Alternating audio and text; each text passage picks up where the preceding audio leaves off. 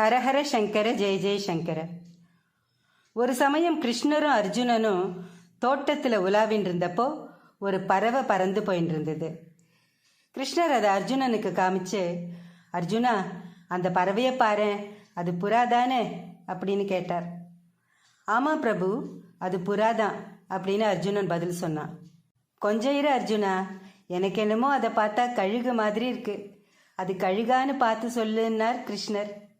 உடனே கொஞ்சம் இரு அர்ஜுனா, எனக்கு என்னமோ அதை பார்த்தா கழுகு மாதிரி இருக்கு, அது கழுகான்னு பார்த்து சொல்லு. ஆமாம் கிருஷ்ணா, அது நிச்சயமாக கழுகுதான், சந்தேகமே இல்லை அப்படின்னு அர்ஜுனன் சொன்னான். இல்லை இல்லை, அது கழுகு மாதிரி இல்லை, இந்த பக்கமாக பார்த்தா காக்கா மாதிரி தெரியறது.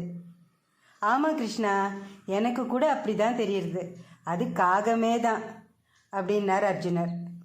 கிருஷ்ணர் சிரிச்சுண்டே அர்ஜுனன் கிட்ட கேட்குறார், என்ன அர்ஜுனா, உனக்கு சுய புத்தியே கிடையாதா? நான் புறானாலும் ஆமாங்கிற, கழுகுனாலும் ஆமாங்கிற, காக்கானாலும் ஆமாங்கிற, உனக்கு கண்ணா குருடு அப்படின்னு செல்லமாக கோச்சுண்டார். அதுக்கு அர்ஜுனன், கிருஷ்ணா, நான் என் கண்ணை நம்புறதை விட உன் கண்ணை அதிகமாக நம்புகிறேன். சொல்கிறத செய்யக்கூடிய ஆற்றல் உங்ககிட்ட இருக்குன்னு எனக்கு தெரியும் கிருஷ்ணா. அந்த பறவையை நீ நினச்சா எதுவாக வேணாலும் மாற்றிடுவ.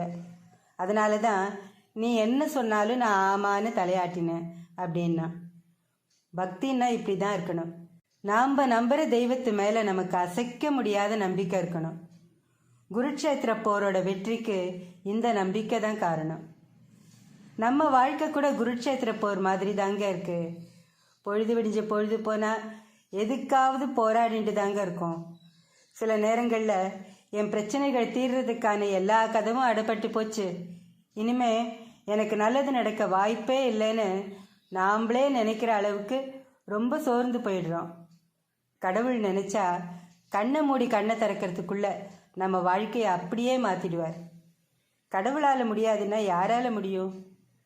நாம் எப்பேற்பட்ட மோசமான சூழ்நிலையில் இருந்தாலும் சரி, அதுக்காக நாம் கலங்கவே வேண்டாம்.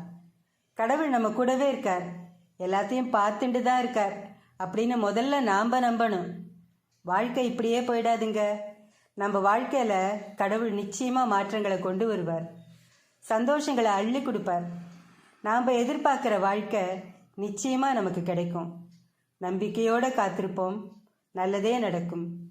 ஸ்ரீ மகாபெரிவா திருவடிகளே சரணம்.